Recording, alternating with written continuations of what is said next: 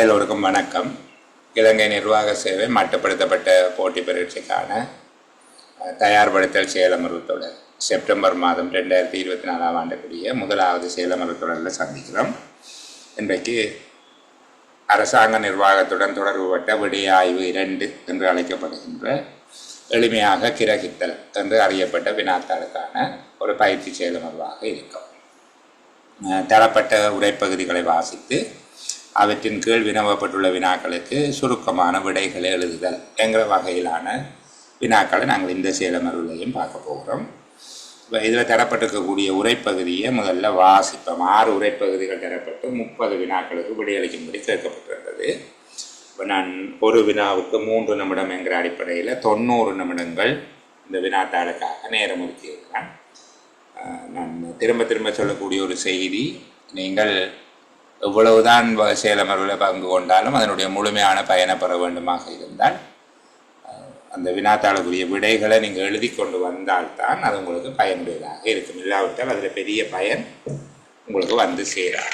பயனே கிடைக்காது என்று சொல்லி நான் அந்த வார்த்தையை பயன்படுத்த இல்லை. ஆனால் அதிகம் பயன் கிடைக்க வேண்டுமாக இருந்தால், இங்கே இலங்கை நிர்வாக சேவை என்பதை பொறுத்தவரையிலே அதிகம் புள்ளிகள், ஒரு புள்ளி குறைவாக பெற்றதன் காரணமாக வெளியே போன அந்த பிள்ளைகளுடைய வேதனையை புரிந்து கொண்டால் உங்களுக்கு தெரியும் அதிகம் பயிற்சி செய்வதனுடைய முக்கியத்துவம் என்ன என்று சொல்லி. சரி, அப்போ நாங்கள் முதலாவது உரைப்பகுதியை வாசிக்கிறேன்.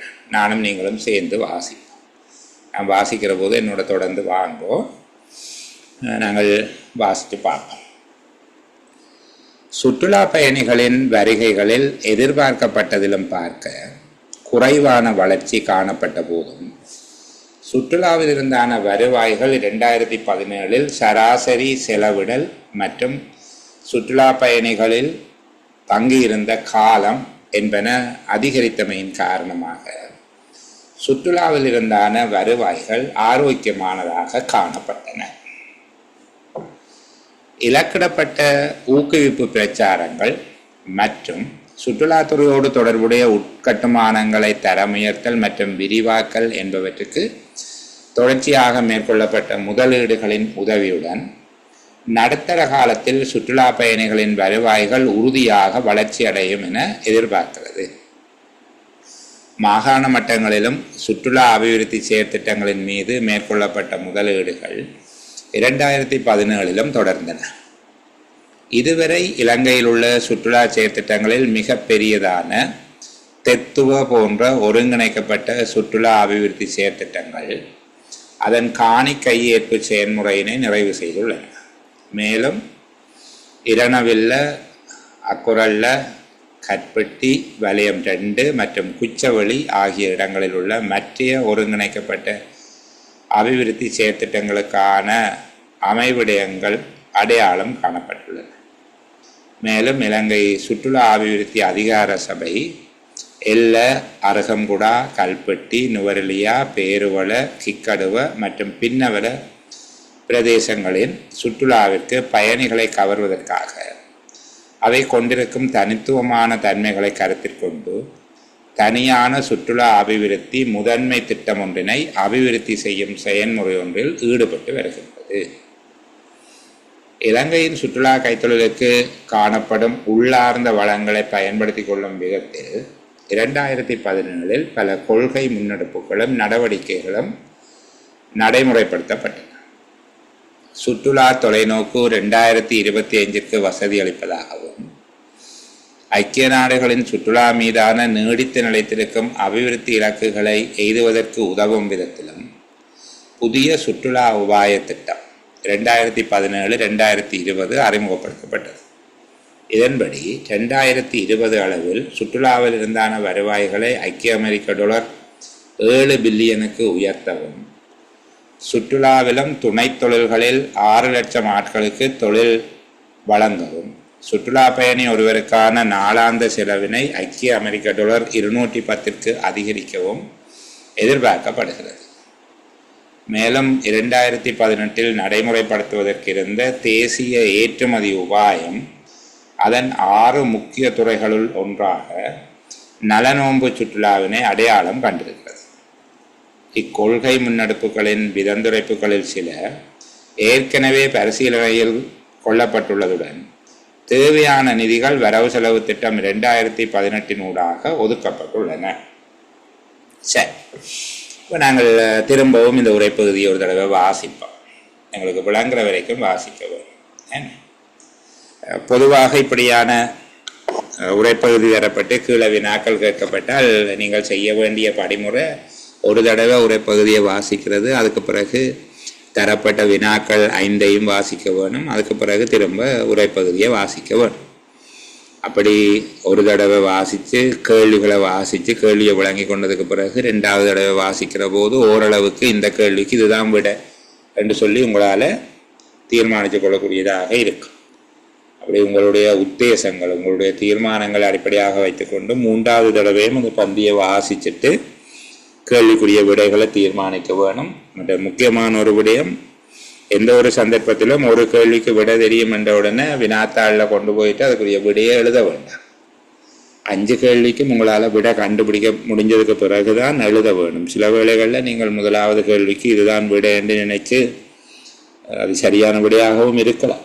அப்போது அதை நீங்கள் எழுதி முடிய சில வேளை 2வது 3வது கேள்விகளுக்கோ அல்லது 4, 5வது கேள்விகளுக்கோ அந்த நீங்கள் 1வது எழுதின விட மிக பொருத்தமானதாக இருக்கும். 1வதுக்கு பொருத்தமானதாக இருக்கும், 4, 5 கேள்விகள் ஏதோ ஒன்றுக்கும் மிக பொருத்தமானதாக இருக்கும்.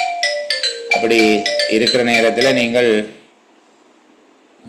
திருப்பி அந்த 1வது கேள்விக்கு எழுதின விடையை வெட்டி திரும்ப கொண்டு போய் எழுதினால் 1வது கேள்விக்கு வேறு ஒரு விடை வரப்போகுது. இப்போ உங்களுக்கு எழுதுறதுக்கு இடம் இருக்காது.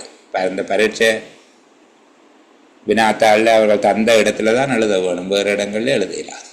அப்போது அதுக்கு பிறகு அந்த பேப்பரில் எங்கே சைட்டுக்கு அப்படி எல்லாம் எழுத வேணும், இல்லை எக்ஸ்ட்ரா பேப்பர் வாங்கி எழுத வேண்டி வரும். அப்படி எழுதுகிற போது மேலதிகமாக சேர்க்கப்பட்ட வினாக்களுக்கு அவர்கள் அந்த வினாத்தாளில் மேலதிகமாக சேர்க்கப்பட்ட தாள்களை கருத்தில் எடுக்க வேண்டாம் என்று சொல்லித்தான் அறிவுறுத்தப்படுவார். மேலதிக தாள்களை பயன்படுத்த வேண்டும். கட்டுரை எழுதுறதுக்கு மட்டும் பெரிய எழுத்துக்களாக இருந்தால் அந்த இடம் போதாதென்றால் நீங்கள் மேலதிக தாளை பயன்படுத்தி இருந்தால் அதை கருத்தில் எடுப்பார்கள். மற்ற நேரங்களில் அதை எடுக்கிறதுக்கான வாய்ப்பு குறையும். அப்போ அதை அடிப்படையாக வச்சு கொண்டு தான் சொல்லுகிறேன், நீங்கள் 5 கேள்விக்கும் விடையை கண்டுபிடிச்சதுக்கு பிறகு தான் எழுதவும். சரி, இப்போ திரும்ப நாங்கள் இந்த உரைப்பகுதியை வாசித்து கொண்டு வருவோம். சுற்றுலா பயணிகளின் வருகைகளில் எதிர்பார்க்கப்பட்டதிலும் பார்க்க குறைவான வளர்ச்சி காணப்பட்ட போதும் சுற்றுலாவில் இருந்தான வருவாய்கள் 2017 சராசரி செலவிடல் மற்றும் சுற்றுலா பயணிகளில் தங்கியிருந்த காலம் என்பன அதிகரித்தமையின் காரணமாக சுற்றுலாவில் இருந்தான வருவாய்கள் ஆரோக்கியமானதாக காணப்பட்டன. இது ஒரு வசனத்தோடு இது நிற்குது. அப்போ இதை வச்சு கொண்டு நாங்கள் கலந்துரையாடி பார்ப்போம், இந்த வசனம் உங்களுக்கு விளங்குதா என்று சொல்லி. சுற்றுலா பயணிகளின் வருகைகளில் எதிர்பார்க்கப்பட்டதிலும் பார்க்க குறைவான வளர்ச்சி காணப்பட்ட போதும் சுற்றுலாவில் இருந்தான வருவாய்கள் 2017 சராசரி செலவிடல் மற்றும் சுற்றுலா பயணிகளில் தங்கியிருந்த காலம் என்பன அதிகரித்தமையின் காரணமாக சுற்றுலாவில் இருந்தான வருவாய்கள் ஆரோக்கியமானதாக காணப்பட்டன. இந்த 4 லைன்லையும் சொல்லப்பட்டிருக்கிறத எனக்கு யாராவது நான் ஒரு 4 சொற்கள் அல்லது ஆகக்கூடியது 5 சொற்களில் சொல்லுவேன். இதற்குரிய சாராம்சத்தை என்னால் ஒரு 5 சொற்களில் சொல்ல முடியும் என்று சொல்லுகிறார்கள். உங்களோட மெக்க ஒன் பண்ணுங்க, நாங்கள் கதைச்சு பார்ப்போம். இந்த பகுதியை நான் 5 சொற்களில் சொல்ல முடியும், எளிமையாக நான் சொல்லுவேன் என்கிறார்கள். சரி, இங்கே பிரதானமான ஒரு விடயம் சொல்லப்பட்டிருக்கு, ஒரு விடயத்தில் நிகழ்ந்த மாற்றம் சொல்லப்பட்டிருக்கு. அதுதான் நாங்கள் முக்கியமான கருப்பொருள் அல்லது பிரதானமான ஒரு விடயம். அந்த விடயம் என்ன என்று சொல்ல முடிஞ்சார்கள் யாராவது? ஓகே, சஃப்ரினா, நான் சரியாக உச்சரிக்கிற மாதிரி உங்களுடைய பேரை சஃப்ரினா சொல்லுங்க. பிரதானமான விடயம் எது? சுற்றுலா பிரயாணிகளின் வருகை குறைவாக இருந்த போதிலும் வருவாய்கள் குறையவில்லை. ஆரோக்கியமானதாக இருந்தது என்று சொல்லி சொன்னால் குறை இல்லை. அப்போ இங்க விடயங்கள் தொடர்பு படுத்தப்படுகிறது. அதாவது ஒன்று சுற்றுலா பயணிகளின் வருகை, இரண்டாவது சுற்றுலாவில் இருந்தான வருமானங்கள் அல்ல வருவாய்கள்.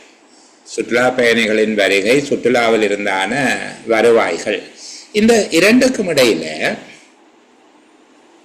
காணப்படுகிற தொடர்பை நாங்கள் அடையாளப்படுத்துறதுக்காக கேட்கிறேன். இது ஒரு நேர்த்தன்மை வாய்ந்த தொடர்பா அல்லது எதிர்மறையான தொடர்பாக இருக்கும் என்று உரையாசிரியர் கருதுகிறாரா? இவற்றுக்கிடையில காணப்படுற பொதுவான தொடர்பு, சுற்றுலா பயணிகளின் வருகை மற்றும் சுற்றுலாவில் இருந்தான வருமானம் என்பவற்றுக்கிடையில் பொதுவாக காணப்படும் தொடர்பு நேர்கணியமானதா எதிர்கணியமானதா? எதிர்கணியமானது சார். எதிர்கணியமானது. அதாவது சுற்றுலா பயணிகளினுடைய வருகைகள்ல ஏற்படுகிற மாற்றத்துக்கு எதிர் திசையில வருமானம் அசையும், அப்படியா?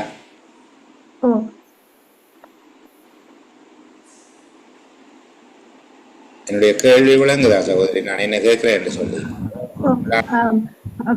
பயணிகளோட வருகை குறைவாக இருந்த போதிலும் வருமானம் வந்து சுற்றுலாத்துறை வருமானம் குறையவில்லை என்பது. அப்ப அங்க ஒரு நான் கேட்கிறது பொதுவாக ஒரே ஆசிரியர் எதை கருதுகிறார்?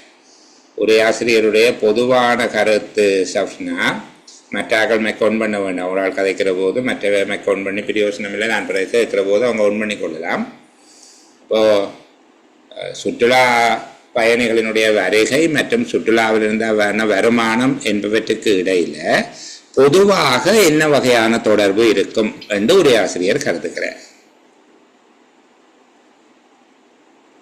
எங்க சாப்டனா போயிட்டாங்க போலடக்கு. பொதுவானதாக நேர்த்தன்மையானதா இருக்க வேண்டும் என்றுதான் உரையாசிரியர் கருதுகிறார். ஆனா இங்க வந்து குறைவாக இருந்தாலும் அதில் மாற்றம் ஏற்படவில்லை என்ற கருத்தையும் முன்வைக்கிறார். சரியா சார்?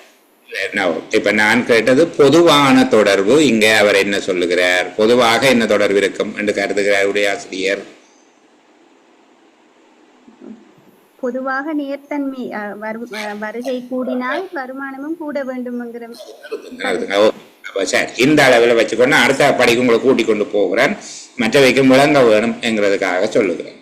சுற்றுலா பயணிகளின் வருகைகள், சுற்றுலாவிலிருந்தான வருவாய்கள் என்பவற்றுக்கிடையில நேர்கணிய தொடர்பு காணப்படும் என்று உரையாசிரியர் கருதுகிறார். அதாவது சுற்றுலா பயணிகளின் வருகை அதிகரித்தால் சுற்றுலாவில் இருந்தான வருவாய்களும் அதிகரிக்க வேண்டும் அல்லது ஆரோக்கியமாக வளர்ச்சி அடைய வேண்டும்.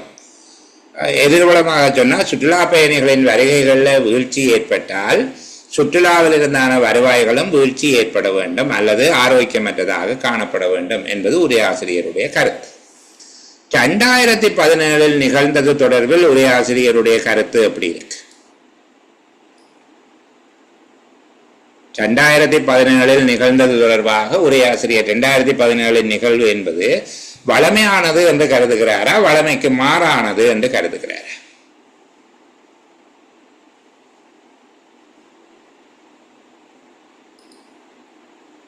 சப்ஷன் உங்களை தான் கேட்கிறேன். வளமைக்கு மாறானது என்று கருதுகிறார் சார். ஏன்னு சொன்னால் நான் கேட்கிற ஒன்றா மூவ் பண்ணி கொண்டு போவோம் ப்ளீஸ். அப்போ இங்க 2017 சுற்றுலா பயணிகளுடைய வருகைக்கும் சுற்றுலாவில் இருந்தான வருவாய்க்கும் இடையில காணப்படக்கூடிய நேரான தொடர்பு என்பது அங்க நிகழவில்லை. ஏன்? வருகைகள் குறைஞ்சிருக்கு, ஆனால் குறைஞ்சிருக்குது, ஆனால் வருமானம் அதிகரிச்சிருக்கு. இப்படி ஒரு நிலைமையை தோற்றுவித்த காரணிகளாக அவர் எதை கருதுகிறார், எதை காட்டுகிறார்? அதாவது வருகை அவர்களுடைய வருமானம் ஆரோக்கியமாக காணப்பட்டிருக்கு. வளமையா அப்படி காணப்பட முடியாது, ஆனால் காணப்பட்டிருக்கு. அப்போ அதற்கான வழிமுறைகளாக அல்லது அதை ஏற்படுத்திய காரணிகளாக உரையாசிரியர் எத்தனை காரணியை சொல்லுகிறார்? 2 காரணிகளை குறிப்பிடுறாரு சார். சராசரி செலவிடலும் சுற்றுலா பயணிகளில் தங்கியிருந்த காலம் அதிகரித்துமே. சராசரி செலவிடல் அதிகரித்திருக்கின்றது, சுற்றுலா பயணிகளில் தங்கியிருந்த காலம் அதிகரித்துமே. இந்த 2 காரணிகளும் தான் வருகை குறைவாக இருந்தாலும் வருமானத்தில் மாற்றம் ஏற்படவில்லை, ஆரோக்கியமான வருமானம் காணப்பட்டது என்று குறிப்பிடுகிறார். சரி, இப்போ அடுத்த கேள்வி எனக்கு, சுற்றுலாவில் இருந்தான வருமானத்தை தீர்மானிக்கும் காரணிகள் எவை? சுற்றுலா பயணிகளின் வருகையின் அளவு, செலவினம். வருகைகளின் அளவு, சராசரி செலவினம். சராசரி செலவினம் மற்றும் தங்கியிருக்கும் காலம். பயணிகள் இலங்கையில தங்கி இருக்கிற காலம் காரணிகள் இருக்குது. இப்ப என்னுடைய அடுத்த கேள்வி, சுற்றுலா பயணிகளின் வருகை அதிகரிக்கும் எல்லா வேளைகளிலும் சுற்றுலாவில் இருந்தான வருமானம் அதிகரிக்கும். சுற்றுலா பயணிகளின் வருகை எண்ணிக்கை அதிகரிக்கும் எல்லா வேளைகளிலும் சுற்றுலாவில் இருந்தான வருவாய்கள் அதிகரிக்கும் என்று கூற முடியுமா? முடியாது சார். சுற்றுலா பயணிகள் வருகின்ற அளவு அதிகரித்தாலும் தங்கியிருக்கின்ற காலம் குறைகின்ற பொழுது அங்கு சராசரி செலவினத்தில் மாற்றம் ஏற்படும். ஆகவே அந்த கூற்றுக்கு உடன்பட முடியாது. இல்ல, இப்ப நாங்கள் இதுல பார்க்கிற 3 காரணங்கள் தரப்பட்டிருக்குது, ஒரு விளைவு சொல்லப்பட்டிருக்கு. இதை நாங்கள் சொல்றது காரண காரிய தொடர்பு என்று சொல்லி கதைப்போம். இப்ப காரண காரிய தொடர்பு என்ற விளைவு என்பதை நாங்கள் காரியம் என்று எடுத்துக்கொள்வோம். சரிதானே? காரண காரிய தொடர்பு 3 காரணங்கள் இங்கு தரப்பட்டிருக்கு. ஒன்று, சுற்றுலா பயணிகளின் வருகை, அதாவது பயணிகளின் வருகை என்றால் எண்ணிக்கை, எத்தனை பயணிகள் வருகிறார்கள் என்கிற எண்ணிக்கை. சரிதானே? இரண்டாவது, சராசரி செலவு. சராசரி செலவு என்றால் ஒரு நாளைக்கு அவ எவ்வளவு காசை செலவு செய்யணும். மூன்றாவது, அவர்கள் தங்கியிருந்த காலம், எத்தனை நாள் இலங்கையில் தங்கி இருந்தார்கள் என்கிற 3 காரணிகள் இங்க சொல்லப்பட்டிருக்கு. சரிதானே? காரணங்கள். அதனால ஏற்படக்கூடிய விளைவு, அதாவது நாங்கள் அதை சொல்றது காரியம் என்று சொல்லி விளைவு.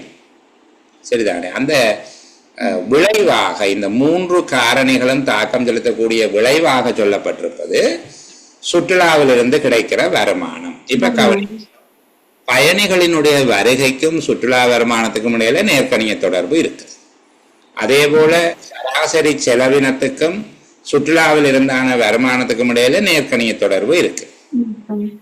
அவர்கள் தங்கியிருந்த காலம் அதிகரிக்கிற போது சுற்றுலாவில் இருந்த வருமானம் அதிகரிக்கும். இது சரி.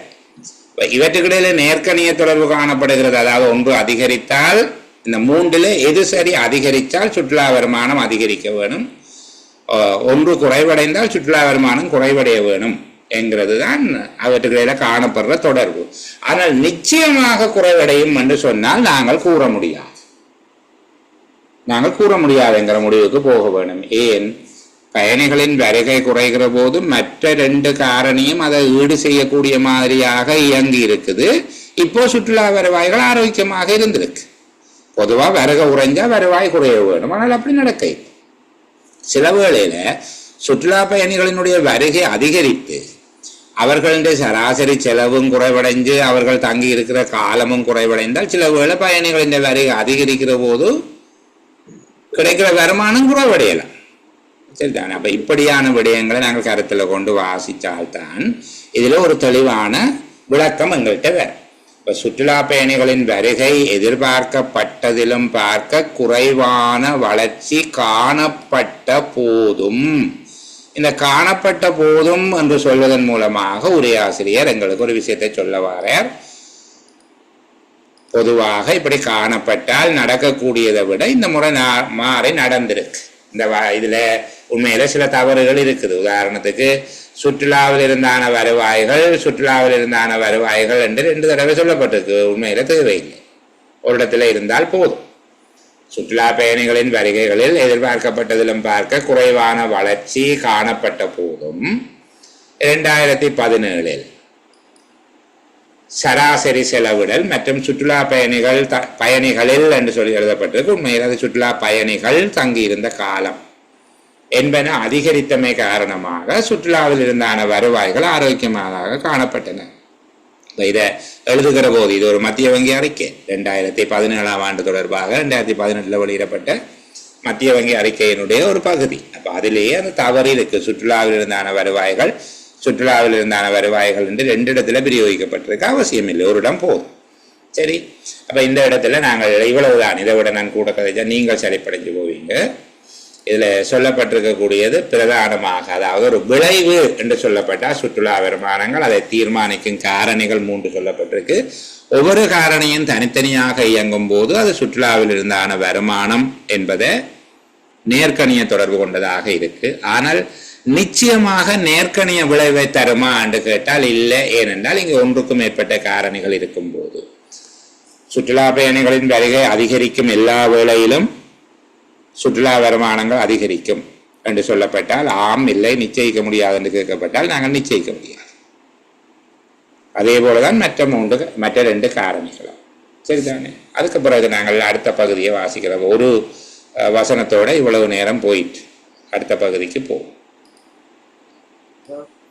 இலக்கிடப்பட்ட ஊக்குவிப்பு பிரச்சாரங்கள் மற்றும் சுற்றுலாத்துறையோடு தொடர்புடைய உட்கட்டுமானங்களை தரமுயர்த்தல் மற்றும் விரிவாக்கல் என்பவற்றுக்கு தொடர்ச்சியாக மேற்கொள்ளப்பட்ட முதலீடுகளின் உதவியுடன் நடுத்தர காலத்தில் சுற்றுலா பயணிகளின் வருவாய்கள் உறுதியாக வளர்ச்சியடையும் என எதிர்பார்க்கிறது.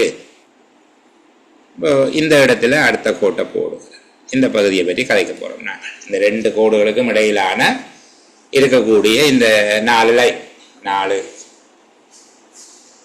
வரியில இருக்கிறத இலக்கிடப்பட்ட ஊக்குவிப்பு பிரச்சாரங்கள் மற்றும் சுற்றுலாத்துறையோடு தொடர்புடைய உட்கட்டுமானங்களை தரமுயர்த்தல் மற்றும் விரிவாக்கல் என்பவற்றுக்கு தொடர்ச்சியாக மேற்கொள்ளப்பட்ட முதலீடுகளின் உதவியுடன் நடுத்தர காலத்தில் சுற்றுலா பயணிகளின் வருவாய்கள் உறுதியாக வளர்ச்சி அடையும் என எதிர்பார்க்கிறது. இந்த இடத்திலையும் நடுத்தர காலம் என்று சொல்லுகிறது ஒரு 5 வருஷம் என்று நினைச்சுக்கொள்ளுங்க. 5 தொடக்கம் ஒரு 10 வருஷம் நடுத்தர காலமாக எடுக்கலாம். சரிதானே. அப்போ அடுத்த ஒரு 5 வருஷத்துல சுற்றுலா பயணிகள் மூலமாக கிடைக்கின்ற வருமானம் உறுதியாக வளர்ச்சி அடையும், தளம்பலற்ற வளர்ச்சி கொண்டிருக்கும் என்று எதிர்பார்க்கிறது.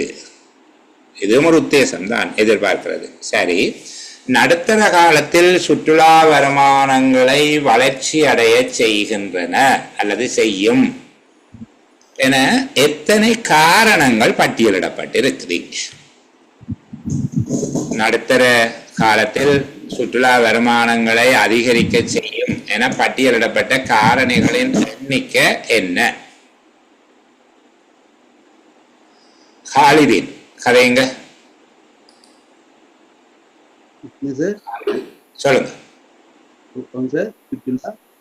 சுற்றுலாத்துறை வருவாய்கள்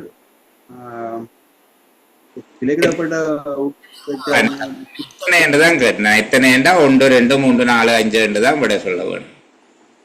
அவர்கள் ஒரு பந்தியில கேட்பார்களாக இருந்தால் எத்தனை காரணிகள் நீங்க சொல்லப்பட்டிருக்குன்னா நீங்க காரணியை எழுதினால் பிள்ளைதான் போடுவார்கள். நீங்க எத்தனை காரணிகள் சொல்லப்பட்டிருக்கு அவ்வளவுன்னு சொன்னா சரி. காலது 2 காரணிகள் சொல்லப்பட்டிருக்குது. சரி, நீங்கள் கொஞ்சம் மைக் ஆஃப்ல வச்சு கொள்ளுங்க. விஜயசங்கர்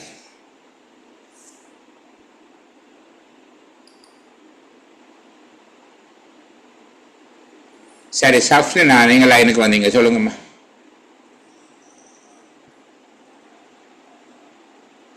எத்தனை காரணங்கள் இங்க சொல்லப்பட்டிருக்கு?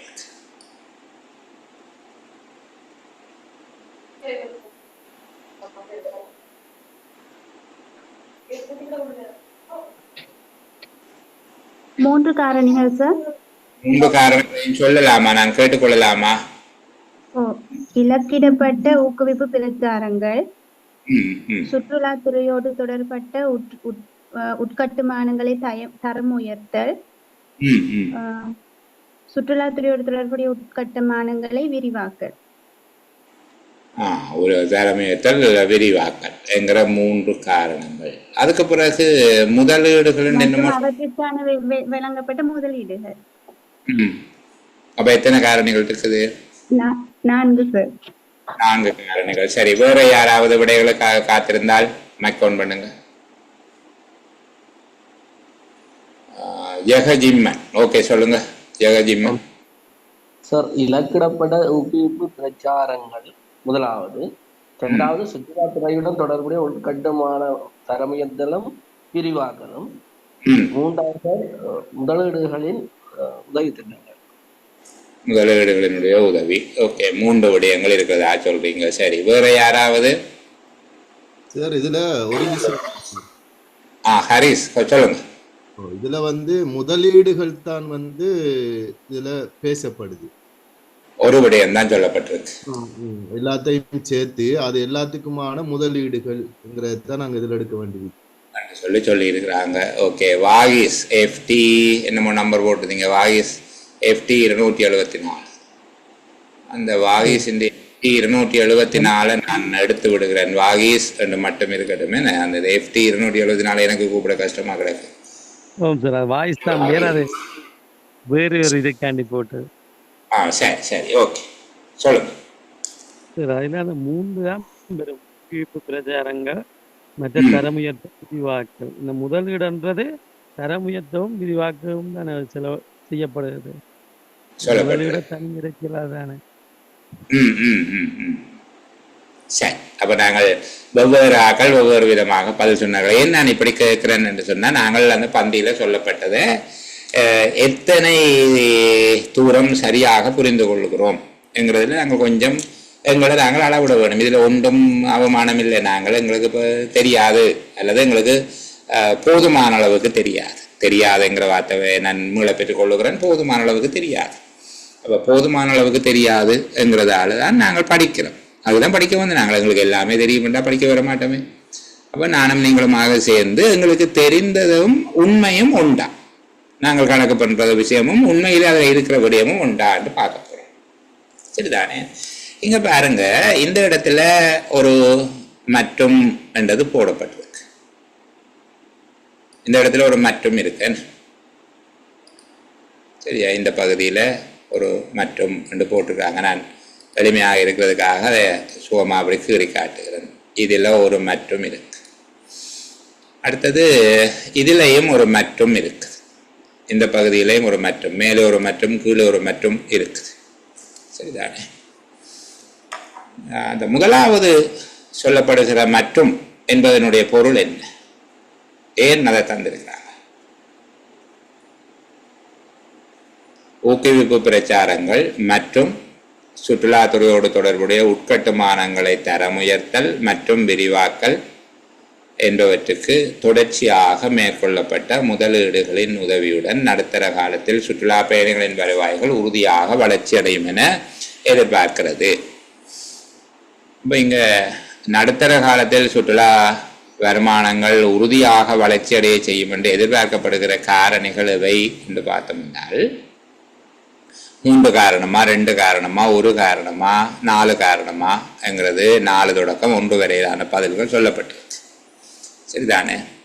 அப்போ நாங்கள் கொஞ்சம் பார்த்தோம் என்றால், ஊக்குவிப்பு பிரச்சாரங்கள், இலக்கிடப்பட்ட ஊக்குவிப்பு பிரச்சாரங்கள் என்றால் நாங்கள் டார்கெட் பண்ணின ப்ரொமோஷன்ஸ்.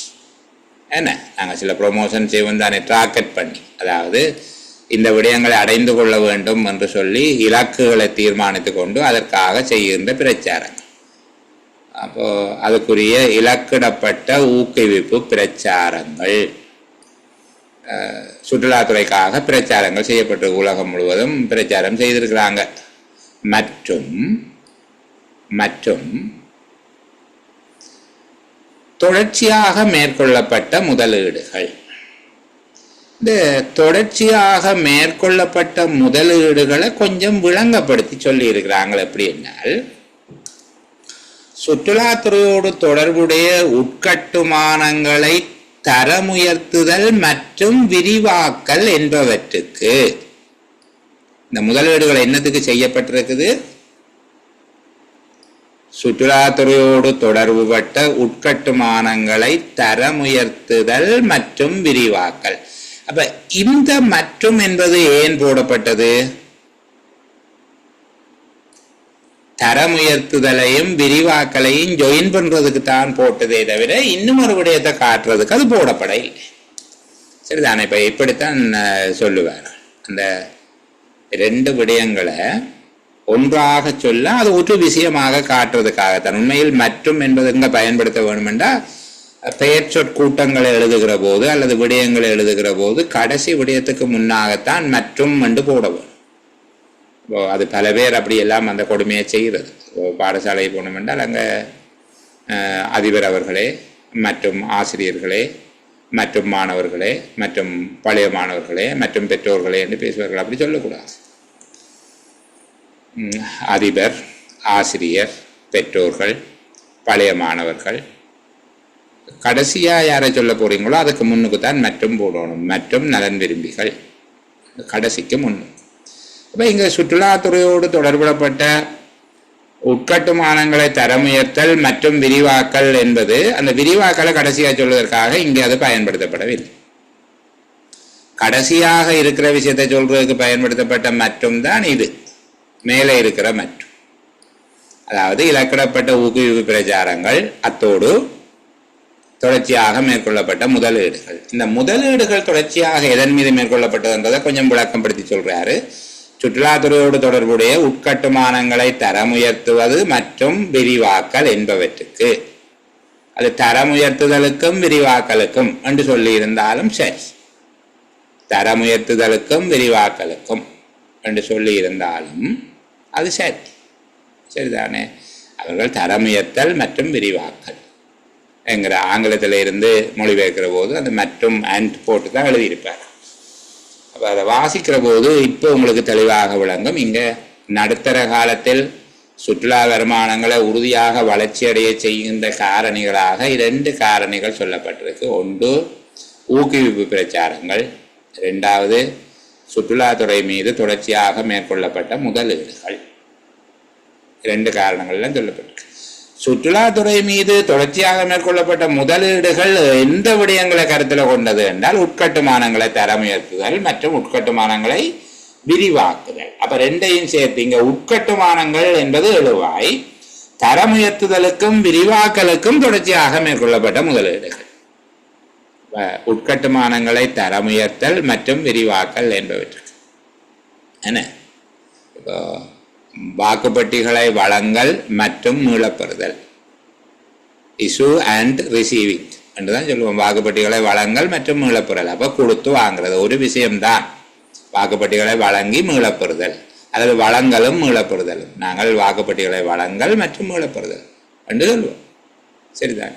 அதுபோலதான் இங்கேயும் உட்கட்டுமானங்கள் அல்லது வாக்குப்பட்டிகள் என்பது அது இந்த எழுவாய். தரமுயர்த்துதல் மற்றும் விரிவாக்கல், தரமுயர்த்துதலும் விரிவாக்கலும் என்பதாக இதை புரிந்து கொள்ள வேண்டும். கூட நேரம் எடுத்து பேசினாலும் பிள்ளைகள் இன்னொரு தடவை வாசிக்கிற போது இந்த மாதிரியான புரிதல் மேம்பட வேணும் என்றதுக்காக பேசுகிறேன். அப்போ 2வது வசனத்தில் சொல்லப்பட்ட விடயத்தை நீங்கள் புரிஞ்சு கொண்டீங்க. 1வது இடத்துலையும் கொண்டு வந்து 3 விஷயத்தை போட்டுட்டு அதை என்ன சொல்ற நாசுக்காக சொன்னாங்க. 3 விடயங்கள். பொதுவாக வருகைகள் எதிர்பார்க்கப்பட்ட விளம்பாக குறைவாக இருந்தாலும் வருமானம் கூடியிருக்கு. அப்ப இது ஒரு சாதாரண நிகழ்வு அல்ல, அசாதாரண நிகழ்வு. காணப்பட்ட போதும் என்று சொல்வதன் மூலமாக அந்த போதும் என்கிற வார்த்தையினாலே அவர் சொல்லுகிற விடயம் இது ஒரு அசாதாரண நிகழ்வு, சாதாரணம் அல்ல. சாதாரணமாக நிகழ்ந்திருக்க வேண்டியது வருகைகள் குறைந்தால் வருமானம் குறைந்திருக்க வேண்டும். அது இன்னும் 2 காரணிகளினுடைய பங்களிப்பு இருப்பதன் காரணமாக அவ்வாறு நிகழவில்லை என்று சொல்லுகிறேன். அடுத்தது நடுத்தர காலத்தில் சுற்றுலா பயணிகளின் வருவாய்கள், அதாவது சுற்றுலா பயணத்துறையின் வருமானம் உறுதியாக அதிகரிப்பதை ஏற்படுத்தக்கூடிய காரணிகளாக அவர் அடையாளப்படுத்துவது 2. ஒன்று ஊக்குவிப்பு பிரச்சாரங்கள், 2வது முதலீடுகள். ஊக்குவிப்பு பிரச்சாரங்கள், 2வது முதலீடுகள் ஆகிய 2 காரணிகள் நடுத்தர காலத்தில் சுற்றுலா பயணிகளின் வருவாய்களை அதிகரிக்கும் என்று சொல்லி எதிர்பார்க்கப்படுகிறது. சரி, மாகாண மட்டங்களிலும் சுற்றுலா அபிவிருத்தி செயற்திட்டங்களின் மீது மேற்கொள்ளப்பட்ட முதலீடுகள் 2017 தொடர்ந்தன. இதுவரை இலங்கையில் உள்ள சுற்றுலா செயற்திட்டங்களில் மிக பெரியதான தெத்துவ போன்ற ஒருங்கிணைக்கப்பட்ட சுற்றுலா அபிவிருத்தி செயற்திட்டங்கள் அதன் காணி கையேற்பு செயல்முறையினை நிறைவு செய்துள்ளன. மேலும் இரணவில்ல, அக்குரல்ல, கற்பெட்டி வலயம் 2 மற்றும் குச்சவெளி ஆகிய இடங்களில் உள்ள மற்ற ஒருங்கிணைக்கப்பட்ட அபிவிருத்தி செயற்திட்டங்களுக்கான அமைவிடயங்கள் அடையாளம் காணப்பட்டது. மேலும் இலங்கை சுற்றுலா அபிவிருத்தி அதிகார சபை எல்ல, அருகம்குடா, கல்பெட்டி, நுவரெலியா, பேருவள, கிக்கடுவ மற்றும் பின்னவல பிரதேசங்களின் சுற்றுலாவுக்கு பயணிகளை கவருவதற்காக அவை கொண்டிருக்கும் தனித்துவமான தன்மைகளை கருத்தில் கொண்டு தனியான சுற்றுலா அபிவிருத்தி முதன்மை திட்டம் ஒன்றினை அபிவிருத்தி செய்யும் செயல்முறை ஒன்றில் ஈடுபட்டு வருகிறது. இந்த பகுதியிலே அவர் சொல்ல வருகிற விடயம் என்ன? ஏன் இந்த பகுதியை சொல்லுகிறேன்?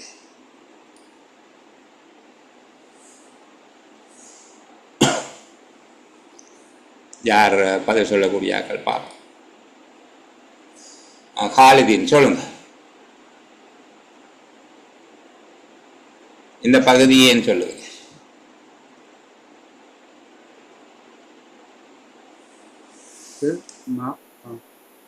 சொல்லுங்க.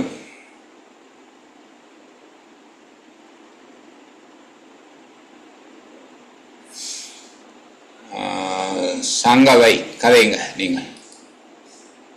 சுற்றுலாத்துறையை விருத்தி செய்வதற்காக அரசாங்கங்களால் மேற்கொள்ளப்படுற செயற்திட்டங்கள் தொடர்பாக சொல்ல வர செயற்திட்டங்கள், அதாவது மேலே சொல்லப்பட்ட விடயத்தை கொஞ்சம் விளங்கப்படுத்தி சொல்ல வாரார். இப்படி இவற்றின் மீது தொடர்ச்சியாக முதலீடுகள் மேற்கொள்ளப்பட்டிருக்குது என்று சொல்லி அது நடுத்தர காலத்தில் வளர்ச்சியை செய்யும், அடுத்த ஒரு 5 வருஷத்தில் வளர்ச்சியை செய்யும் என்று சொல்லிட்டு அதுக்கு உதாரணங்களாக அவர் சொல்லி கொண்டு வருகிறார். எத்தனை விடயங்கள் இதில் சொல்லப்பட்டிருக்கு? இந்த பகுதியில் எத்தனை விடயங்கள் சொல்லப்பட்டிருக்கு? நாங்கள் இந்த சட்டக்கோடு போட்ட பகுதியில் இதுவரைக்கும் இருக்கக்கூடிய இந்த பகுதியில் எத்தனை விடயங்கள் சொல்லியிருக்கிறோம்? 3 விடயங்கள். எத்தனைமா? 3 விடயங்கள். 3 விடயங்கள் என்னென்னு சொல்லுங்க. தெத்துவ ஒருங்கிணைக்கப்பட்ட சுற்றுலா அபிவிருத்தி செயற்திட்டம், மற்றது ரணவெல, அக்குரல்ல, கல்பெட்டி வலயம் 2 மற்றும் குச்சவெளி இடங்கள் அபிவிருத்தி ஒருங்கிணைக்கப்பட்ட அபிவிருத்தி செயற்திட்டங்களாக அடையாளப்படுத்தப்பட்டிருக்கிறது.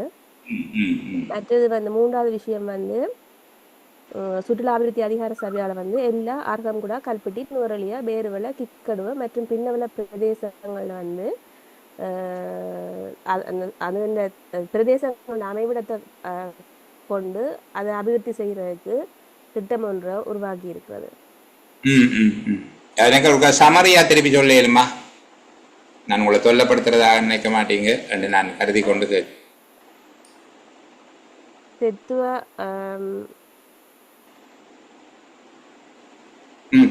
முதலாவது தெத்துவ அபிவிருத்தி செயற்திட்டம், 2வது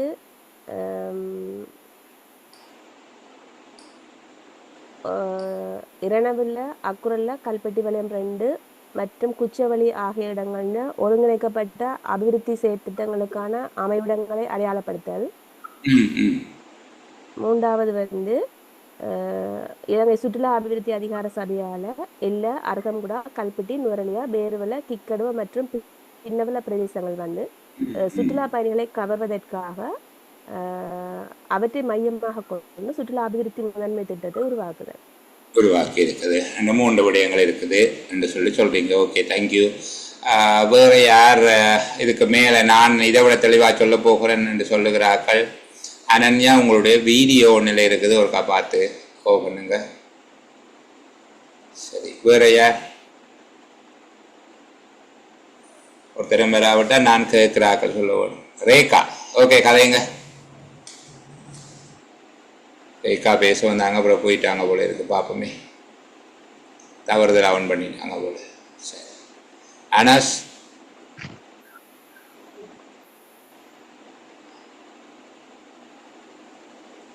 சரி, ரேகா கதைக்கிறாங்க. காலிதீன் கொஞ்சம் மெக்கானிக் பாடி வச்சிருங்க. ரேகா சொல்லுங்க.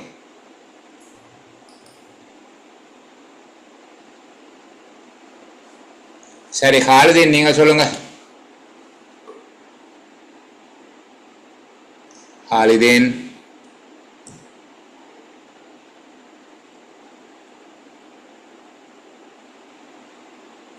ரெண்டு பேர் லைன்ல வந்தாங்க, 2 பேரும் போயிட்டாங்க. ஓகே, பரவாயில்ல. இதுல சார் ஆமாம் சார், சொல்லுங்க சார். 3 விஷயம் சொல்றாங்க.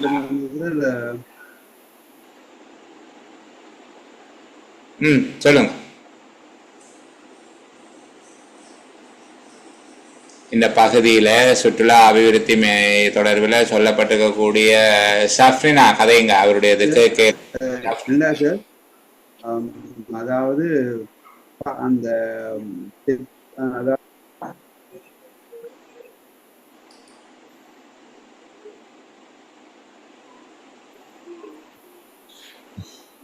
ஷஃப்ரினா நீங்க கதைங்க. மாகாண மட்டங்களிலும் சார் சுற்றுலா அபிவிருத்தி செயற்திட்டங்கள் மீதான முதலீடுகள் 2017 மேற்கொள்ளப்பட்டிருக்குது. அதே போன்று பெரியதான ஒருங்கிணைக்கப்பட்ட சுற்றுலா அபிவிருத்தி செயற்திட்டத்துல காணி கையேற்புகள் தற்பொழுது நிறைவுக்கு கொண்டு வரப்பட்டுள்ளது. அதே போன்று மேலும் அடையாளம் காணப்பட்ட அபிவிருத்தி செயற்திட்டங்களுக்கான அமைவிடங்கள் அடையாளம் காணப்படுகின்றன. சுற்றுலா அபிவிருத்தி அதிகார சபை எல்ல அருகம்புடா கல்பிட்டி நுவரெலியா பேருவல ஹிக்கடுவ போன்ற பிரதேசங்கள்ல சுற்றுலா பயணிகளை கவர்வதற்கான அவை கொண்டிருக்கும் தனித்துவமான தன்மைகளை கருத்தில் கொண்டு தனியான சுற்றுலா அபிவிருத்தி முதன்மை திட்டம் ஒன்றையும் ஏற்பாடு செய்துள்ளது.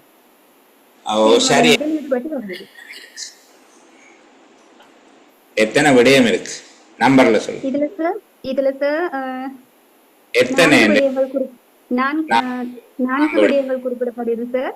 ஒன்று, 2017 முதலீடுகள் மேற்கொள்ளப்படுறதாக குறிப்பிடப்பட்டிருக்கின்றது. அதே போன்று மிகப்பெரிய ஒருங்கிணைக்கப்பட்ட சுற்றுலா அபிவிருத்தி திட்டத்தில கையேற்பு செயல்முறைகள் நிறைவு பெற்றுள்ளதாக குறிப்பிடப்படுகின்றது. மேலும் ஒருங்கிணைக்கப்பட்ட அபிவிருத்தி செயற்திட்டங்களுக்கான அமைவிடங்கள் அடையாளம் காணப்பட்டுள்ளதாக குறிப்பிடப்படுகின்றது. தனித்துவமான தன்மைகள் கொண்ட பிரதேசங்களில் முதன்மை திட்டம் ஒன்றை நடைமுறைப்படுத்துவதற்கான கொள்ளப்படுகிறதாக குறிப்பிடப்படுகிறது. 5 விடயங்கள் சார். 5 விடயங்கள் இருக்கு. Great great. ஓகே. செல்ல தம்பி சுதன் அவர் முழு பேரோட அப்படி அழகா இருக்கிறார். சொல்லுங்க சுதன், ஏதோ பேச வாரீங்க, சொல்லுங்க. அப்போ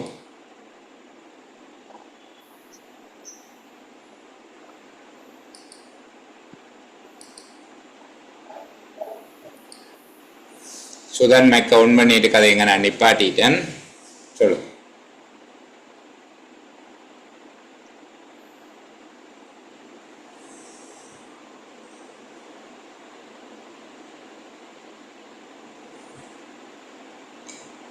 வேற ஒருத்தரும் கதைக்க இல்லை. 100 பேர்ல ஒருத்தர் கூட கதைக்க தயாரா இல்லையா? பாப்போம். சிந்து கதைங்க ஒன் பண்ணி வந்தாங்க, போயிட்டாங்க போல.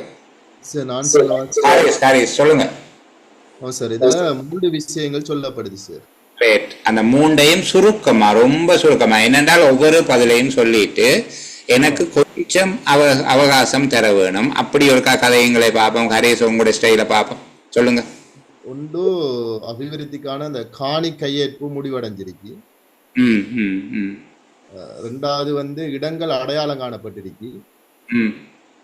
3வது அந்த தொடர்ச்சியான செயல்முறைகள் இடம்பெற்று கொண்டிருக்கு. சரி, 3 விஷயங்கள் சொல்லி இருக்கிறீங்க. விக்னேஸ்வரி நீங்க கதைங்க. சுற்றுலாத்துறைக்கு சில இடங்கள் அடையாளம் காணப்பட்டு அவற்றுக்கு காணி கையேற்பு செய்யப்பட்டிருக்கு. 2வது சில இடங்கள் சுற்றுலாத்துறைக்காக அமைவிடயங்களுக்கு இந்த இடத்துல சுற்றுலாத்துறை அமைக்கலாம் சில இடங்கள் அடையாளப்படுத்தப்பட்டிருக்கு.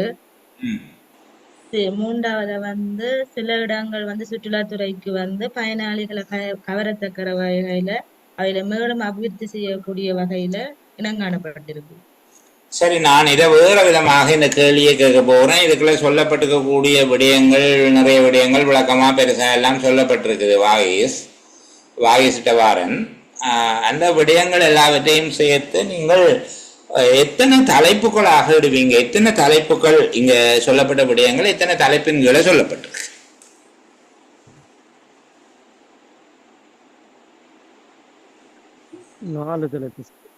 அந்த 4 தலைப்பையும் சொல்லுங்களேன், நான் அவருக்கு கேட்போம். நீங்கள் ரெண்டாலும் என்ன மகிழ்ச்சி படுத்துறீங்களோன்னு பார்ப்போம். ஒன்று, அந்த மாகாண மட்டங்கள் தொடர்ச்சியாக முதலீடுகள் மேற்கொள்ளப்படுகிறது. ம் ம் ரெண்டாவது அந்த காணி கையேற்பு நிறைவு பெற்றுள்ளது. ம் அடுத்தது புதிய இடங்கள் அடையாளப்படுத்தப்பட்டுள்ளது. ம் அடுத்தது இந்த தனித்தன்மையான சுற்றுலா முதன்மை திட்டம் ஒன்றுன்னு அபிவிருத்தி செய்யும் செயல்முறை, அந்த ஏற்கனவே இருக்கிறத அபிவிருத்தி செய்யறதுக்குரிய செயல்முறையில ஈடுபட்டிருக்கிறேன். சரி, நான் நிறைவாக காலிதீனுக்கு ஒரு வாய்ப்பு கொடுக்குறேன். காலிதீன், நீங்க என்ன சொல்ல போறீங்க?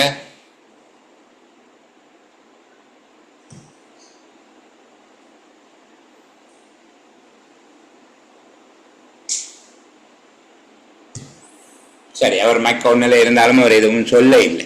சரிதானே? சரி பிள்ளைகள், கவனிங்க. இந்த பகுதியில் எவ்வளவு தூரம் இதை சரியாக நீங்கள் புரிஞ்சு கொண்டீங்க என்று சொல்லி இப்போ பாருங்க. முதலாவது விடயம் மாகாண மட்ட முதலீடுகள். இது முதலாவது, இதை நாங்கள் ஏற்றுக்கொள்ளலாம். முதலாவது விடயம் மாகாண மட்ட முதலீடுகள். சரிதானே? இரண்டாவது ஒருங்கிணைக்கப்பட்ட சுற்றுலா அபிவிருத்தி செயற்திட்டங்கள். இரண்டாவது விடயமாக நாங்கள் இதை எடுக்கிறோம், ஒருங்கிணைக்கப்பட்ட சுற்றுலா அபிவிருத்தி செயற்திட்டங்கள். மூன்றாவது சுற்றுலா அபிவிருத்திக்கான அல்லது சுற்றுலா அபிவிருத்தி முதன்மை திட்டம். சுற்றுலா அபிவிருத்தி முதன்மை திட்டம், அது முதன்மை திட்டத்தை அபிவிருத்தி செய்யும் செயல்முறை. சுற்றுலா அபிவிருத்தி முதன்மை திட்டத்தை அபிவிருத்தி செய்யும் செயல்முறை என்கிற 3 தலைப்புகளின் கீழே இந்த இதுவரைக்கும் இருக்கிற விடயங்களை நாங்கள் அடையாளப்படுத்தக்கூடியதாக இருக்கு. மாகாண மட்ட முதலீடுகளில் என்ன நிகழ்ந்தது என்று சொல்லி கேட்டால், அது 2017 தொடர்ந்து முதலீடு செய்யப்பட்டிருக்கிறது. அவ்வளவுதான். முதலாவது விடயம் மாகாண மட்ட முதலீடுகள். மாகாண மட்ட முதலீடுகள்ல என்ன நடந்தது? 2017 தொடர்ந்து முதலீடு நடக்குது. இரண்டாவது விடயம் ஒருங்கிணைக்கப்பட்ட சுற்றுலா அபிவிருத்தி செயற்திட்டங்கள். ஒருங்கிணைக்கப்பட்ட சுற்றுலா அபிவிருத்தி செயற்திட்டங்கள்ல என்ன நடந்திருக்குது? ஓரிடத்துல அதுக்குரிய காணி எடுத்தாச்சு, எடுத்து முடிஞ்சது. காணி கையேற்பு, அதாவது தெத்துவங்கிற பெரிய திட்டம். ஒருங்கிணைக்கப்பட்ட சுற்றுலா அபிவிருத்தி செயற்திட்டங்கள் தான் எல்லாம், ஆனால் அதுல மிக பெரியது என்று சொல்லப்படுகிறது. அதுக்குரிய காணி எடுத்தாச்சு, தெத்துவ பகுதியில் அதுக்குரிய காணி கையேற்பு செயல்முறை நிறைவு செய்யாச்சு. அடுத்தது சில இடங்கள் அடையாளம் காணப்பட்டிருக்கு. ஓரிடத்துல காணியை சுவீகரித்து முடிஞ்சது, மற்ற இடங்கள்ல எங்க அபிவிருத்தி செய்ய வேணும் என்று சொல்லி அடையாளம் காணப்பட்டிருக்கு. அவ்வாறு அடையாளம் காணப்பட்ட இடங்களாக இரணவில்ல, அக்குரல்ல, அக்குரசவா, அக்குரல்லவா தெரியல, இதில் இருக்கிற மாதிரியே வாசிப்பேன் நாங்கள். அக்குரல்ல, கல்பட்டி வலயம் 2, அதோட குச்சவெளி. சரிதானே? அதின் அமைவிடங்கள் அடையாளம் காணப்படும். இது மற்ற இடங்களில் உள்ள ஒருங்கிணைக்கப்பட்ட அபிவிருத்தி செயற்திட்டங்கள். மொத்தமாக இந்த உரைப்பகுதியில் ஒருங்கிணைக்கப்பட்ட சுற்றுலா அபிவிருத்தி செயற்திட்டங்கள் காணப்படுகிற இடங்களாக எத்தனை இடங்கள் சொல்லப்பட்டிருக்குது?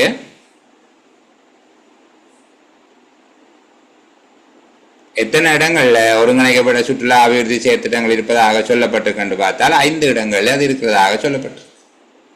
தெத்துவங்கிறது ஒரு பெரிய திட்டம், ஆனால் தெத்துவங்கிறது ஒரு இடம்.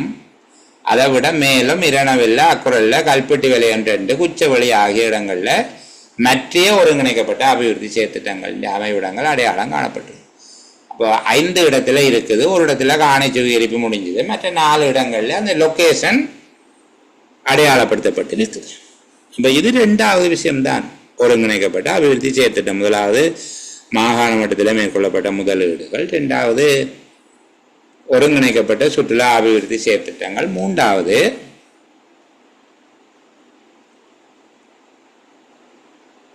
இலங்கை சுற்றுலா அபிவிருத்தி சபையின் முதன்மை திட்டம்.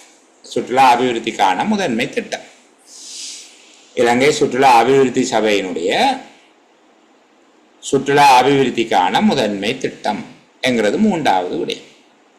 அதை பற்றி அவங்க சொல்லி இருக்கிறாங்க. அது எங்கே இருக்குது என்றால் எல்ல, அருகம்புடா, கல்பட்டி, நுவரலியா, பேருவளை, கிக்கடுவை மற்றும் பின்னவலை. அப்போ கடைசிக்கு முன்னுக்கு தான் அந்த மற்றும் போட வேணும். அது வரைக்கும் கம போடு தான் எழுத வேணும்.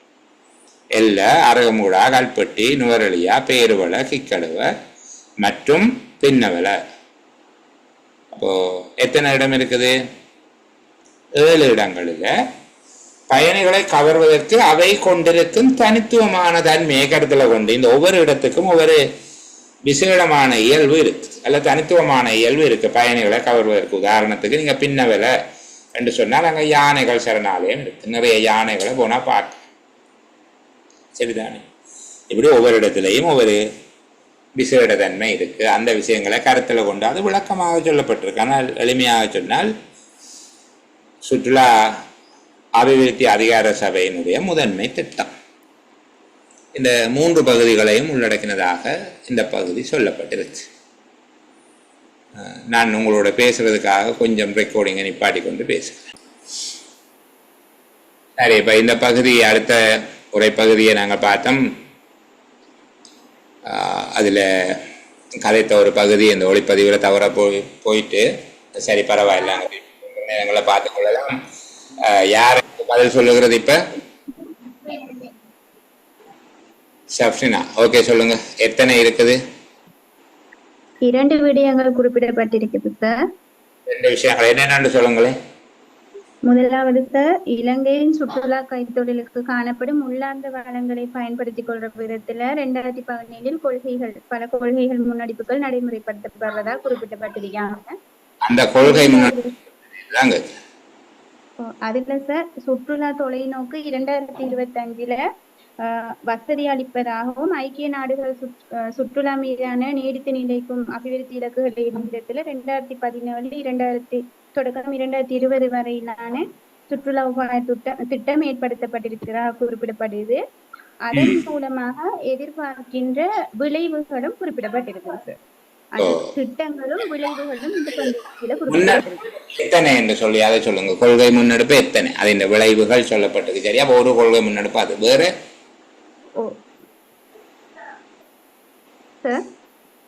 சொல்லுங்க, வேற எத்தனை வேற இருக்கா? கொஞ்சம் இடம் கொடுத்துட்டு அவங்களுக்கு ஒரு நேரம் கொடுத்துட்டு நான் பிள்ளையில திரும்ப வாரேன். ஓகே, சங்கவை சொல்லுங்க. 2 சொல்லப்பட்டிருக்கு சார். தொலைநோக்கு 2025, புதிய சுற்றுலா திட்டம் 2017-2020 அறிமுகப்படுத்தப்பட்டது. 2 விஷயம் சொல்லப்பட்டது. வேற யார் பதில் சொல்ல போறது? எனக்கு அவங்கள பதில்கள் தவறு அல்ல, இருந்தாலும் நான் இதை விட அழகா சொல்லுவேன் அப்படின்னு நினைக்கிற ஆக்கள்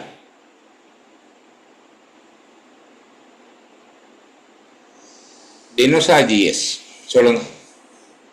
பேசாம இருக்கிறார்களையும் கூப்பிட்டு கேட்போம் என்ன செய்யறாங்கன்னு பார்ப்போமே.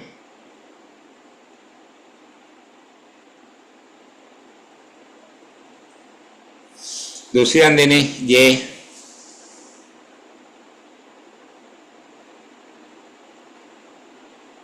வாகிஸ் சொல்ல வர சொல்லுங்க பாப்போம். வாகிஸ் என்ன சொல்றாரு?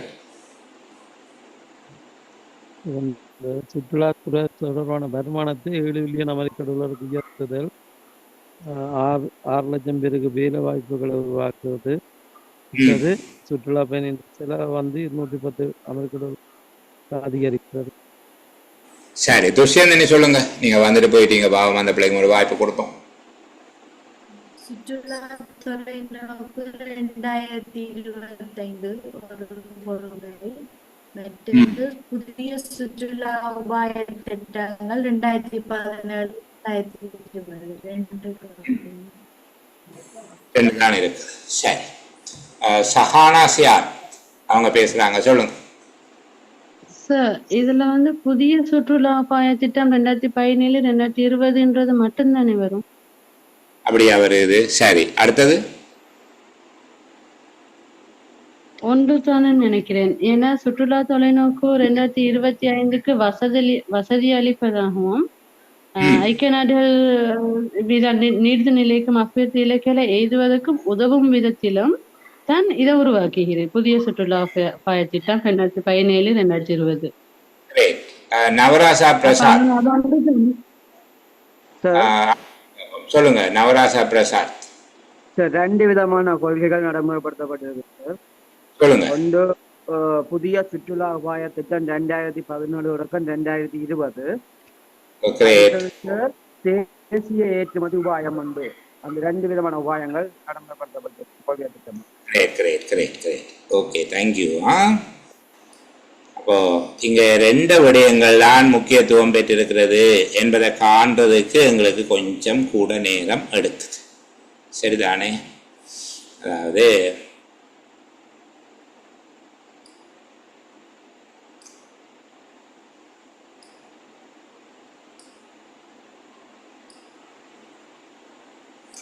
நான் விளங்கப்படுத்துகிறேன் பாருங்க. இலங்கையின் சுற்றுலா கைத்தொழிலில் காணப்படும் உள்ளார்ந்த வளங்களை பயன்படுத்தி கொள்ளும் விதத்தில், பொட்டன்சியல் ரிசோர்ஸ் என்று சொல்றது, உள்ளுக்கே நிறைய வளங்கள் இருக்குது, அதை பயன்படுத்தி கொள்ளுற விதத்தில் 2017 பல கொள்கை முன்னெடுப்புகள் நடவடிக்கைகள் நடைமுறைப்படுத்தப்பட்டன. சுற்றுலா தொலைநோக்கு 2025க்கு வசதி அளிப்பதாகவும்,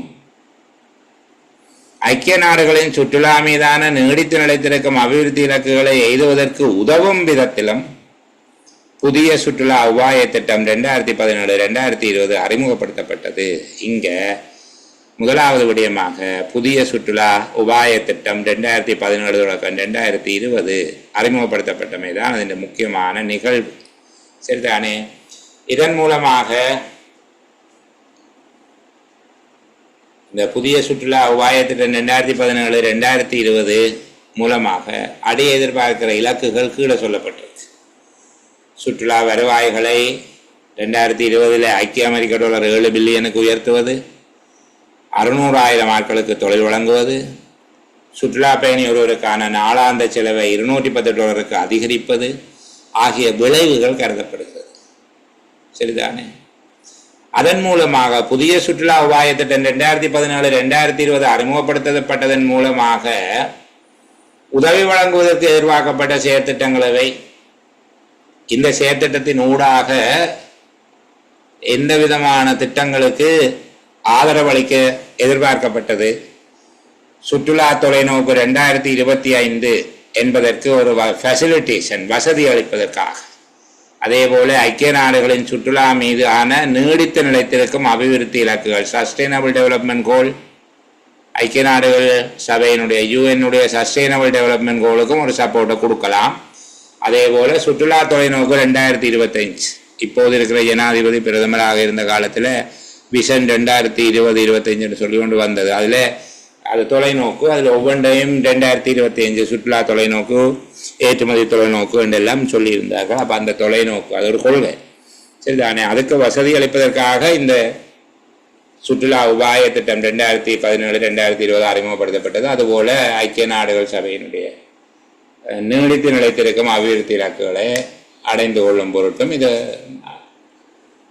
அறிமுகப்படுத்தப்பட்டது. அப்போ இங்கே முதலாவது விடயம் புதிய சுற்றுலா உபாய திட்டம் அறிமுகப்படுத்தப்பட்டது. அதுக்கு கீழே அதன் மூலமாக அடைய எதிர்பார்க்கப்பட்ட 3 விளைவுகள் சொல்லப்பட்டிருக்கு. 3 விளைவுகள் அதன் மூலமாக அடைய எதிர்பார்க்கப்பட்டிருக்குது என்று சொல்லி, அதுக்கு பிறகு பாருங்க, மேலும் இப்பதான் அந்த மேலும் இதுக்கு மேலதிகமாக 2018 நடைமுறைப்படுத்துவதற்கு இருந்த தேசிய ஏற்றுமதி உபாயம், தேசிய ஏற்றுமதி உபாயம் சுற்றுலாவுக்குரியதல்ல, தேசிய ஏற்றுமதி உபாயம் நலனோம்பு சுற்றுலாவை அடையாளம் கண்டமை. அது 6 முக்கியமான விடயங்களை கொண்டிருக்குதாம் தேசிய ஏற்றுமதி உபாயம். அந்த 6 விஷயங்களில் ஒன்று நலனோம்பு சுற்றுலா, வெல்வேர் டூரிசம், நலனோம்பு சுற்றுலாவை அடையாளம் கண்டிருக்கிறது. இக்கொள்கை முன்னெடுப்புகளின் விதப்புரைகளில் சில ஏற்கனவே பரிசீலனையில் கொள்ளப்பட்டுள்ளதுடன் தேவையான நிதிகள் வரவு செலவு திட்டம் 2018 ஒதுக்கப்பட்டுள்ளது. எதுக்கு? புதிய சுற்றுலா உபாய திட்டம் 2017-2020க்கும், அதே போல தேசிய ஏற்றுமதி உபாயத்தின் கீழ் நலனோம்பு சுற்றுலா என்பதற்கும், இது எல்லாம் இதுக்கும் இன்னும் விஷயங்களும் ஏற்கனவே அடையாளம் கண்டிருக்கு. அதுக்கு 2018 பட்ஜெட்ல காசும் ஒதுக்கியாச்சு என்று சொல்லப்பட்டிருக்கு. அழகா கண்டுபிடிச்சு சொன்னாங்க. இதுக்கு 2 விஷயம்தான் இருக்கு. புதிய சுற்றுலா உபாய திட்டம் 2017-2020, அதுபோல தேசிய ஏற்றுமதி உபாயத்தின் உள்ளடக்கமாக காணப்படுகின்ற நலனோம்பு சுற்றுலா ஆகிய 2 கொள்கைகள் இங்கு முதன்மைப்படுத்தப்பட்டதாக இருக்குது. இப்போ நாங்கள் அதிகம் படிக்க இல்லை, இன்றைக்கு கொஞ்சம் தான் படித்தோம். ஆனால் ஏதோ கணக்கை விளங்கி கொண்டது மாதிரி எனக்கு ஒரு ஃபீலிங் வரும், எனக்கு ஒரு உணர்வு, மன உணர்வு உண்டு, ஏதோ நிறைய படிச்சிட்ட மாதிரியாக. சரிதானே, நான் கேள்விகளுக்கு விடை சொல்ல இல்லை. இப்போ ஒருக்கா அந்த கேள்விகளை பார்ப்போம். அறிமுகப்படுத்தப்பட்ட புதிய சுற்றுலா அபாய திட்டம் 2017-2020 மூலமாக எத்தகைய பெறுபேறுகளை அடைந்து கொள்வதற்கு எதிர்பார்க்கப்படுகிறது? எத்தனை பெறுபேறுகள் அடைந்து கொள்ள எதிர்பார்க்கப்படுகிறது?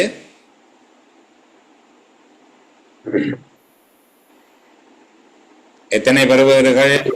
அந்த 3 உங்களுக்கு தெரியும். வேலை வாய்ப்பு, சராசரி செலவு, வருமானம். 7 பில்லியன் வருமானத்தை அடைந்து கொள்வது, 600,000 ஆட்களுக்கு தொழில் வழங்குவது, சுற்றுலா பயணியின் நாளாந்த செலவு, சராசரி செலவை $210 கொண்டு வருவது என்கிற 3 இலக்குகள் அங்கே இருக்கு. நடுத்தர காலத்தில் சுற்றுலா வருமானங்களின் உறுதியான வளர்ச்சிக்கு உதவி அளிக்கும் என கருதப்படும் நடவடிக்கைகளவை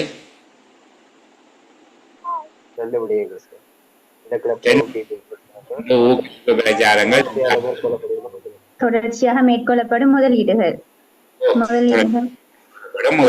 2 விடயமும் அழகா இப்ப எங்களுக்கு புரிஞ்சு கொண்டோம். இப்ப பாருங்க, நீங்க செய்து கொண்டு வந்திருந்தால்தான் உங்களுக்கு அந்த வித்தியாசத்தை சரியாக கண்டுபிடிக்க முடியும்.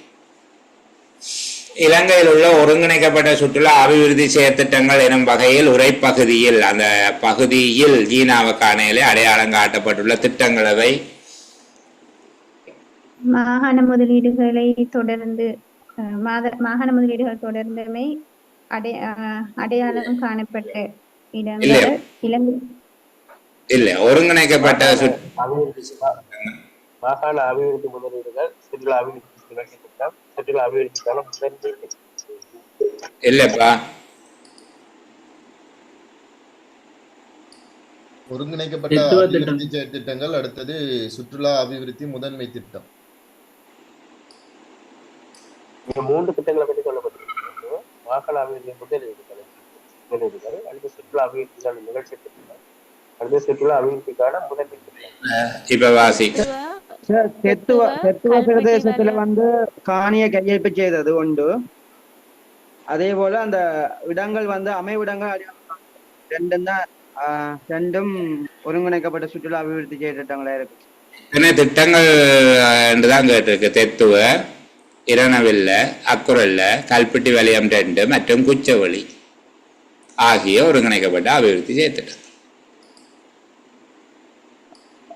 கேள்வி விளங்குதா? கேள்வி என்ன கேட்டது?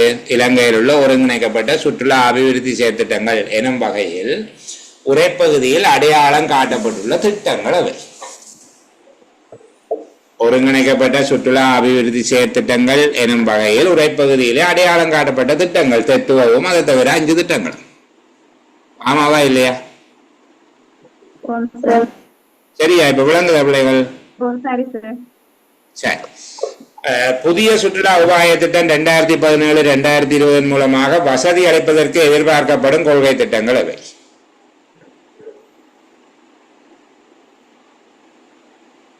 உள்ளார்ந்த வளங்களை பயன்படுத்தல் மற்றும் ஐக்கிய நாடுகளின் சுற்றுலா மீதான நீடித்து நிலைத்திருக்கும் அபிவிருத்தி இலக்குகளை எய்தல். சுற்றுலா தொலைநோக்கு 2025 வசதி அளித்தது.